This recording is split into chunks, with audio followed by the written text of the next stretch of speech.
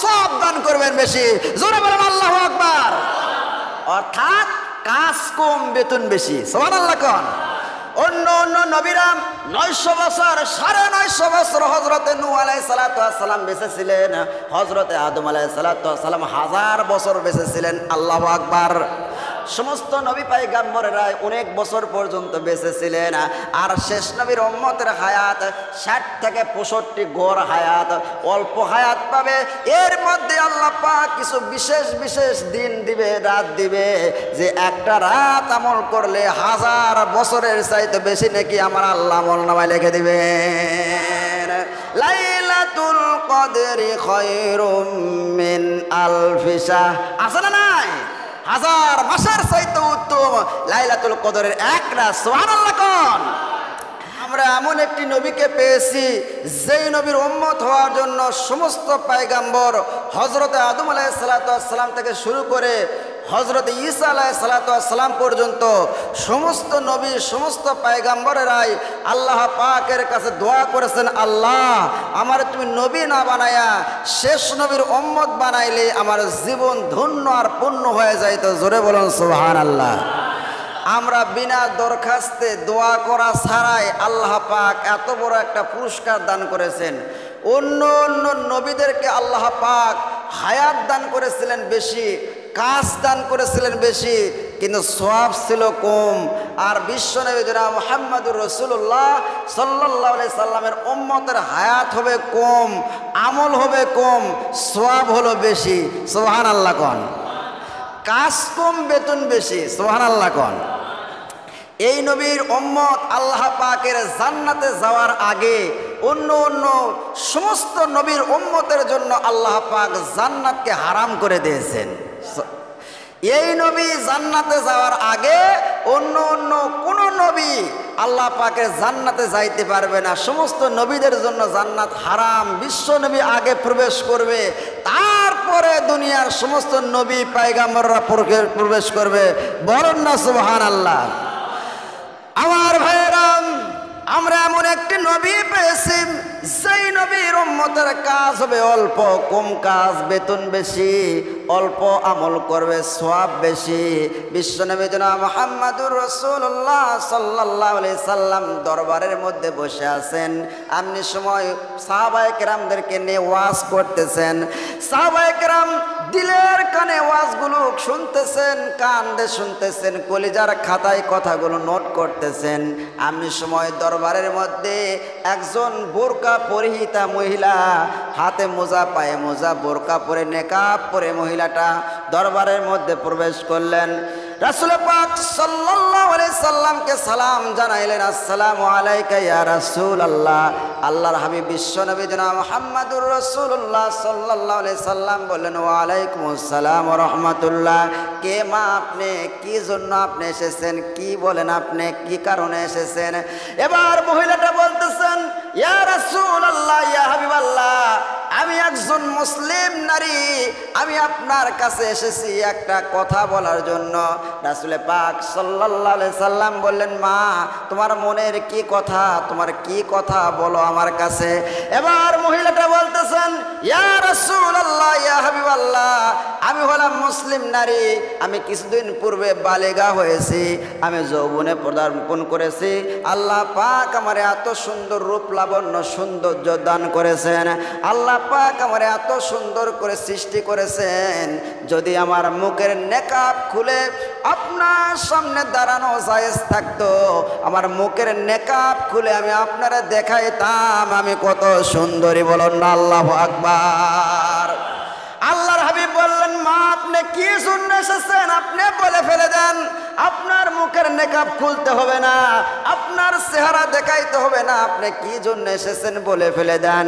এবার মহিলাটা বলতেছে, ইয়া রাসূলুল্লাহ, ইয়া হাবিবাল্লাহ, আমি যৌবনে পদার্পণ করেছি, যে কোনো সময় আমার দ্বারা গুনাহ হতে পারে, এই জন্য আমি আপনার কাছে এসেছি, আমার জন্য একটা সৎ পাত্রর ব্যবস্থা করে দেন। সুবহানাল্লাহ কোন। আমি এত সুন্দরী একটা মেয়ে, আমাকে বিবাহ করতে চাইলে যে যুবক আমাকে বিবাহ করবে, কারণ আপনার অনেকগুলো সাহাবী আছে, আপনার সাহাবীর মধ্যে একজন সাহাবীকে আমার জন্য সিলেক্ট করবেন। কিন্তু কথা হলো, যেই যুবকটা আমাকে বিবাহ করতে চায় তার 3টা গুণ থাকতে হবে। কয়টা গুণ বাবা? 3টা গুণ থাকতে হবে। 1 নাম্বার গুণ হচ্ছে পুরা বছর শুধুমাত্র 5টা দিন রোজা রাখা বাদ দিয়ে পুরা বছর ওই যুবককে রোজা রাখতে হবে, 1 নাম্বার শর্ত। 2 নাম্বার শর্ত হচ্ছে রাত্রিবেলা দাঁড়ায়া দাঁড়ায়া সারা রাত নামাজ পড়তে হবে। 3 নাম্বার শর্ত হচ্ছে প্রত্যেক রাত্রি 1 খতম করে আল্লাহর কোরআন খতম দিতে হবে। বলুন না সুবহানাল্লাহ। 3টা গুণ সহজ না কঠিন? জোরে বলেন। পুরা বছর রোজা রাখা কি সম্ভব? প্রতিদিন আপনার প্রত্যেক রাত্রে 1 খতম করে কোরআন শরীফ পড়া সম্ভব? প্রত্যেক রাত্রে দাঁড়ায়া দাঁড়ায়া সারা রাত নামাজ পড়া কি সম্ভব? সাহাবায়ে কেরামদেরকে বললেন, নবীজি ও সাহাবীরা, তোমাদের মধ্যে কে আসো এই যে এই মাটা তার বিবাহর পুরুষকে চাচ্ছে, এরকম সে পুরুষ হবে যেই পুরুষটা বছরে 5টা দিন বাদ দিয়ে পুরা বছর রোজা রাখবে, সারা রাত দাঁড়ায়া দাঁড়ায়া নামাজ পড়বে, তাহাজ্জুদ গুজারি হবে এবং প্রত্যেক রাত্রে 1 খতম করে কোরআন শরীফ পড়বে। তোমাদের মধ্যে কেউ আসো? সব সাহাবীরা মাথা নিচু করে আছে। এমন সময় একটা যুবক, সুদর্শন একটা যুবক দাঁড়ায় গেলেন, বলতেছেন, ইয়া রাসূলুল্লাহ, ইয়া হাবিবাল্লাহ, এই মেয়েটাকে আমি বিবাহ করতে চাই, এই 3টা শর্ত আমি পালন করতে রাজি আছি। বলুন না সুবহানাল্লাহ। রাসূল পাক সাল্লাল্লাহু আলাইহি সাল্লাম ঘটকালি করলেন, ওই মেয়ের সাথে ওই সাহাবীর বিবাহ দিলেন। বাসর রাত্রে চলে গেলেন, মেয়েটা দেখতেছে বাসর ঘরের মধ্যেও ওই যুবক সাহাবীটা প্রবেশ করলেন। আসার পরে কিছুক্ষণ পরে ঘুম আসছে, বাসর ঘর হয়ে গেল। পরে সকাল হয়ে গেছে, মনে মনে ভাবতেছে যেহেতু প্রথম দিন বাসর ঘর, এই জন্য হয়তো বা সে সারা রাত নামাজ পড়তে পারে নাই। আমার ভাইয়েরা, পরের দিন ওই মেয়েটা মনে মনে ভাবতেছে হয়তো বা রোজা রাখবে, কিন্তু রোজাও রাখলো না এবং কি শর্ত দিয়েছিল 3টা। 1 নাম্বার, প্রত্যেক দিন রোজা রাখতে হবে, রাত্রিবেলা দাঁড়ায় দাঁড়ায় নামাজ পড়তে হবে এবং 1 খতম করে কোরআন শরীফ পড়তে হবে। ওই যুবক সাহাবীর মধ্যে 3টার 1টা গুণও খুঁজে পাওয়া যায় না। 3টা যে শর্ত দিয়েছিল, এই 3টা শর্ত বিবাহ করেছে, 1টা গুণও নাই। কয়েকদিন পার হয়ে গেল, কয়েক সপ্তাহ পার হয়ে গেল। এবার সাহাবিনী নবীজির কাছে চলে আসলেন, বিচার নিয়ে আসছে স্বামীর বিরুদ্ধে। বিচার কার বিরুদ্ধে? কথা বলেন না কেন? কার বিরুদ্ধে? স্বামীর বিরুদ্ধে বিচার। ইয়া রাসূলুল্লাহ, ইয়া হাবিবাল্লাহ, আপনাকে যে কথাগুলো বলেছিলাম সেই শর্তে আপনার এই সাহাবী আমাকে বিবাহ করেছে, কিন্তু কথা হলো সে একটা কাজও করে না। সে রাত্রিবেলা দাঁড়ায় দাঁড়ায় তাহাজ্জুদ নামাজও পড়ে না, 1 খতম করে কোরআন শরীফ তেলাওয়াত করে না, সে দিনের বেলা রোজাও রাখে না। আল্লাহর নবী চমকে গেলেন, আমার সাহাবীরা তো মিথ্যা কথা বলে না।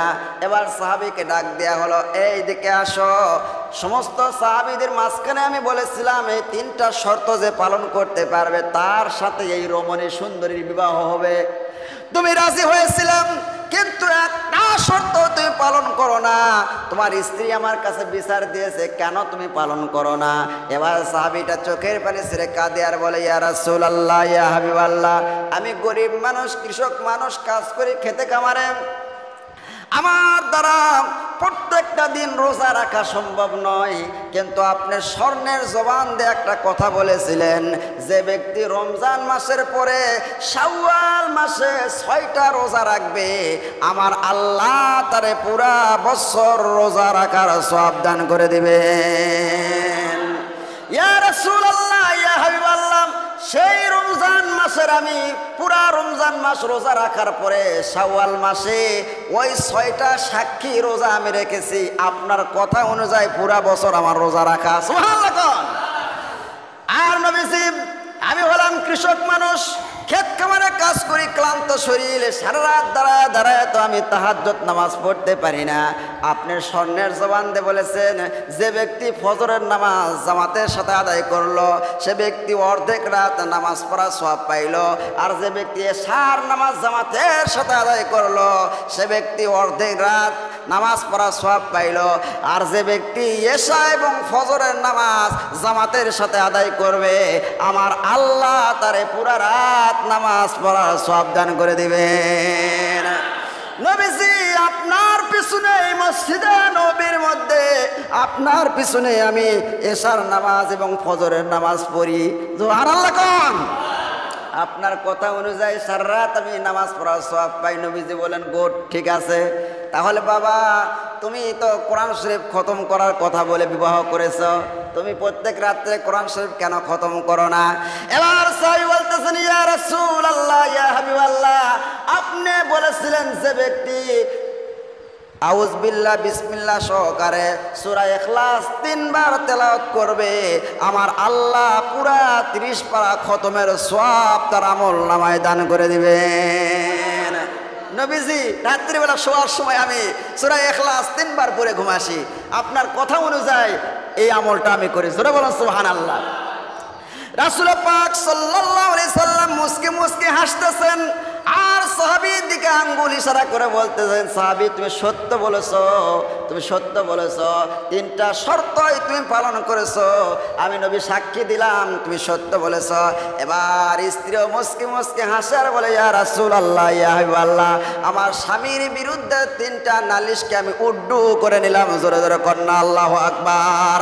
এই নবীর উম্মতের আমল হবে কম, বয়স হবে কম, আমল করবে কম, আল্লাহ পাক সব দান করবেন বেশি। জোরে বলেন আল্লাহু আকবার। অর্থাৎ কাজ কম বেতন বেশি, সুবহানাল্লাহ কোন। অন্য অন্য নবীরা 900 বছর 950 বছর হযরতে নূহ আলাইহিস সালাতু ওয়াস সালাম বেঁচে ছিলেন, হযরতে আদম আলাইহিস সালাতু ওয়াস সালাম 1000 বছর বেঁচে ছিলেন। আল্লাহু আকবার। সমস্ত নবী পয়গম্বরেরা অনেক বছর পর্যন্ত বেঁচে ছিলেন, আর শেষ নবীর উম্মতের হায়াত 60 থেকে 65 গড় হায়াত, অল্প হায়াত পাবে। এর মধ্যে আল্লাহ পাক কিছু বিশেষ বিশেষ দিন দিবে, রাত দিবে, যে একটা রাত আমল করলে 1000 বছরের চাইতে বেশি নাকি আমার আল্লাহ আমলনামায় লিখে দিবেন। লাইলাতুল কদরি খায়রুম মিন আলফি শাহ, আছে না নাই? 1000 মাসের চাইতে উত্তম লাইলাতুল কদরের এক রাত, সুবহানাল্লাহ কোন। আমার ভাইয়েরা, সেই নবী